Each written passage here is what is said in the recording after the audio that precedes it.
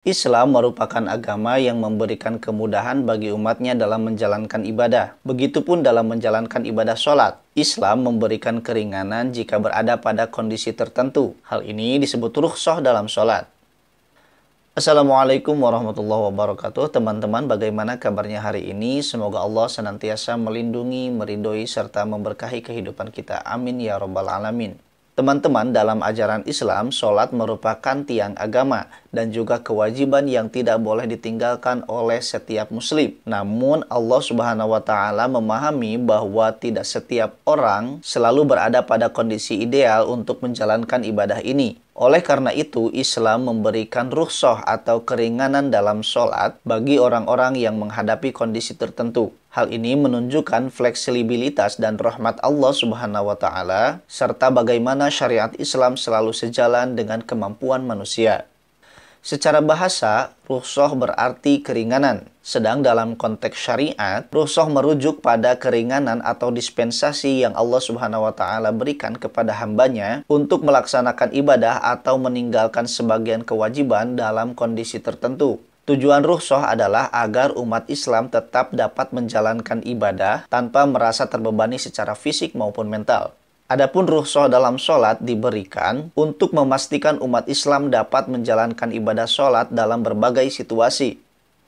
Nah, ada beberapa rukhsah dalam sholat yang diatur dalam syariat Islam. Yang pertama, qashar. Qashar adalah memendekkan jumlah rakaat sholat wajib dari 4 menjadi 2 rakaat, seperti pada sholat zuhur, asar, dan juga isya. Keringanan ini diberikan bagi musafir atau seseorang yang berada dalam perjalanan dengan jarak 81 km atau lebih. Adapun dasar hukum qashar dalam sholat adalah surat An-Nisa ayat 101. Dan jika kalian bepergian di muka bumi, maka tidaklah berdosa bagi kalian mengqashar sholat. Yang kedua, jama'. Jama' adalah menggabungkan dua sholat wajib dalam satu waktu. Jama' terbagi menjadi dua bagian. Yang pertama, jama' takdim, yaitu menggabungkan sholat di waktu pertama, seperti zuhur dan asar dilaksanakan pada waktu zuhur. Yang kedua, jama' takhir, yaitu menggabungkan sholat di waktu yang kedua, seperti zuhur dan asar dilaksanakan pada waktu asar. Keringanan ini berlaku bagi musafir, orang sakit, atau dalam kondisi tertentu seperti hujan lebat.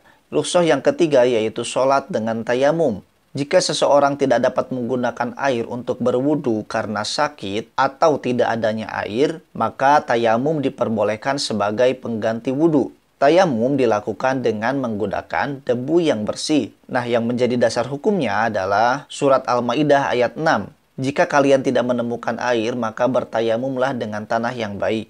Rukhsah yang keempat yaitu sholat dengan posisi duduk atau berbaring. Jika seseorang tidak mampu sholat sambil berdiri karena sakit atau kelemahan fisik, maka diperbolehkan sholat sambil duduk. Jika tidak mampu duduk, maka diperbolehkan berbaring. Bahkan saking wajibnya sholat, diperbolehkan sholat hanya dengan isyarat. Adapun yang menjadi dasar hukumnya adalah sabda Rasulullah SAW. Sholatlah sambil berdiri. Jika tidak mampu, maka duduklah. Jika tidak mampu juga, maka berbaringlah. Hadis riwayat Bukhari. Rukhsah yang kelima yaitu sholat dalam kendaraan. Saat dalam perjalanan yang tidak memungkinkan untuk turun dari kendaraan, seseorang diperbolehkan sholat di dalam kendaraan, terutama sholat sunnah. Sholat wajib juga dapat dilakukan dalam kondisi yang darurat dengan syarat menjaga arah kiblat sebisa mungkin. Yang menjadi dasar hukumnya adalah Rasulullah SAW biasa melaksanakan sholat sunat di atas kendaraannya. Hadis riwayat Bukhari dan Muslim. Rukhsah yang keenam yaitu takhfif atau meringankan bacaan sholat. Dalam kondisi tertentu seperti sakit, perjalanan, atau perang, bacaan dan gerakan sholat dapat disederhanakan untuk meringankan pelaksanaannya. Hal ini dikenal dalam syariat sebagai sholat khauf atau sholat dalam kondisi perang.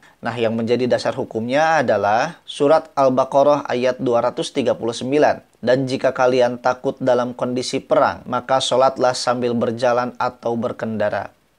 Pemberian rukhsah dalam sholat memiliki hikmah yang sangat mendalam, seperti menunjukkan rahmat Allah Subhanahu wa Ta'ala, memberikan kemudahan dalam beribadah, dan menjaga konsistensi dalam ibadah. Dengan adanya rukhsah, umat Islam tidak memiliki alasan apapun untuk meninggalkan sholat, bahkan dalam kondisi sulit sekalipun. Dan hikmah yang terakhir adalah membuktikan fleksibilitas dalam syariat Islam.